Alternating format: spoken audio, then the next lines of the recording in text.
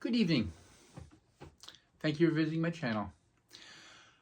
This video is part 2 of the video I previously made a week ago, off-grid living in Northern Ontario, Canada. I've had a lot of feedback, and I'd just like to clear the air a little bit for my subscribers and those that regularly visit my YouTube channel. First thing I'd like to point out, as there was a comment made that this video was because I'm cashing in on doing a YouTube channel. And why would I do that if I want my privacy to live off-grid? So just to clarify that a little bit, the purpose of this YouTube channel, I've been off-grid for 4 years building, and I've been living here for a year now. And the whole purpose of this YouTube channel is not to make money. I mean, if I do, that's great. I haven't made any and I probably won't. The purpose of this YouTube channel is to build a community of people that are off-grid, people that want to be off-grid, or maybe people who have been off-grid and are thinking about maybe going back off-grid again. This channel is basically, like I say, to build a community. What my focus is that I would like to share my mistakes. And so the video I previously made, I wasn't whining. That was one comment. I wasn't whining. The reason I made that video is to share the fact that living off-grid isn't always roses, and it's not always just fun and games. It's hard work. And like I said in my video, you have to deal with frozen water lines, you have to deal with gathering wood, you have to deal with creating your own energy, your own electricity, your own heat. There's a lot to living off-grid, and there's a lot of challenges. Whether it's growing vegetables, whether it's raising chickens, whatever you're doing off-grid, you have to admit that there will be challenges with doing that. But the other side is there's great rewards. You can come and go as you like once you get yourself established. You can grow your own food and not have to go into town and buy it. You create your own energy, your own electricity. You don't have to pay off the grid, pay the grid. You harvest your own rainwater. You don't have to pay for water. You don't have to have gas at the road, Union Gas. That's the life that I'm striving for. That's the life that I have. And so when I shared a few things that basically went wrong over the winter, and a comment came back that, oh, you need to research and you wouldn't have those problems. I've spent years researching the fact that do I even want to go off-grid? And I spent years researching it. And once I decided to go off-grid, then of course you have to put that research to work. I just did a video yesterday on, I can't remember the name of it. You take a look at that video. Drinking water, your filtration system, whatever that video is, I'm not sure. But it was just yesterday. I have got the state-of-the-art water system. I don't think you can find a water system that's much better than mine. I take my water off the roof and I drink it. And I know that there's no E. coli in there. I know that there's no lead. I know that there's nothing. I test it. I filter it. I UV light it. I go through 4 filters. I go through a first flush. I go through a leaf eater. I go through, that water is a lot better than the water I even drank at the restaurant a couple of days ago. But I had to research that. And when I started my off-grid journey, my water wasn't like that. I filtered it and I did all that stuff, but I was afraid to drink it. And so I bought bottled water. I now know that my water is awesome water, and I'll drink it right out of the tap. But I researched it, and for the first couple of years, I had some setbacks building my water system.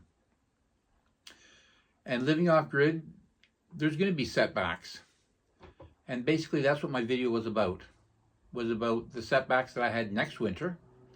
I've now got the spring, the summer, the fall to fix those issues. Whether it's wrapping water lines, whether it's moving solar panels, whatever it is, I've got the whole spring, summer, and fall to fix those issues.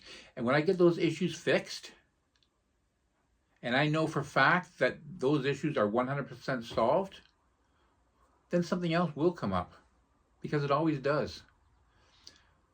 In our life, there's always things that come up, in my life and in your life. And no matter how hard you plan for them, things will come up. So basically, the gist of this video is to explain to you that I am prepared, and I have mistakes, and I fix them. The reason I share those mistakes with you isn't so that you can say, oh, you should have researched. The reason I share those mistakes with you is so that you will not make those same mistakes. And hopefully, because of my mistakes, your off-grid experience is better. Another example, I had the frozen water line. I did everything I could to that water line so it wouldn't freeze, and it still froze. I spray foamed around it, I did everything. One of the comments that came back was, you can get a little electrical line and put it inside of your PEX, inside a 1/2-inch PEX. You can put an electrical line that'll heat that up. Well, that's certainly a lot more invasive than it is for me to rip all that spray foam insulation out, rip that line out, wrap it, try to put it back in. So because of my mistake, somebody else was able to share with me how to fix that. That was very good advice. I can't remember what your name was, but that was very good advice you gave me. Someone else offered to actually come to my home, my off-grid home, and help me do things around the house. I don't know where he lives. His name's John. I don't know where he lives, whether he lives anywhere near me or not. But that's the kind of community of people that I'm hoping that this channel will build. So, just to put things in perspective, I bought a vacant piece of land 5 years ago, 27 acres. There was nothing here. My previous videos will show what I've gone through, but I took the trees down, I crushed them all up, packed them into the ground. It was a bog. They say you can never build out here, but I did. I put a foot of big rocks after I put my filter cloth down. Then I covered the whole thing with gravel. That was 5 years ago. Nothing's moved. I then went and bought a prefab, 14 by 36. All it was is just studs and windows and 2 doors. I built my off-grid home out of it. Then I built an addition on the back, 6 by 10 for a mudroom. I built an addition on the front, 10 by 14, which was a front porch, but I closed it in and made it into a sunroom. And then I built a 14 by 20 deck. After that, I went and I bought another prefab, which was 12 by 30. I had it delivered, set it up on blocks, left a space between the two, and then that space was 10 feet by 15 feet because I off-centered the two. Had 10 by 15 in between here. I then joined them together. I did my own hydro, I did my own water system. I did my own plumbing. I did my own wiring, my own insulating, my own drywalling, painting, flooring. I have no septic system, so I put in a compostable toilet. And I put in a gray water system. I did all of this from scratch with no experience. I do have building skills, but I'm not a carpenter. I did this whole thing from scratch. I've now got myself a 1,200 square foot off-grid home. I then went and built a second porch, which was 10 by 15. I put a roof over it and I screened it all in. That's to keep the black flies away from me. So in the process of doing all this, I probably made a few mistakes, and I've corrected them as I go along. I've got probably 100 videos up now.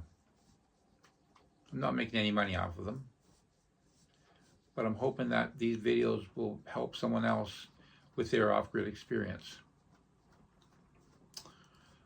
I had a few comments from people. One fella came from the United Kingdom, lives in Northern Ontario. Can't remember his name, but him and his girlfriend lived in a tent all winter up north. Now that would be cold. That would be brutal. That would be what you call off-grid. Anyways, his comment was that he thought my channel was phenomenal. He really enjoyed it, and he's going to continue watching my videos. One fellow said, I hear traffic at the road. You're not very much isolated. Living off-grid and being isolated are two different things.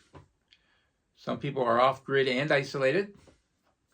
Some people are just off-grid and not isolated. I do live a fair ways from the road, and sound does travel a lot around here. But if I have to, I can go to the road. And if I have to get into town somehow, I can hitchhike or whatever if my vehicle's broke down. And yeah, I can get into road and into town. But basically, I've got a bush between me and the road. When I look out my front door, I've got a lake. And it's crown land all the way around the lake. I may not be isolated, but I certainly have privacy. And like I say, out here, for some reason or other, the sound really travels. So anyways, I just wanted to share that with you, that I welcome your comments, and there's going to be negative comments. That's fine. I just like to share how I feel about your negative comments. You're welcome to your comments, and even the negative comments, everybody's quite polite about it, so that's fine.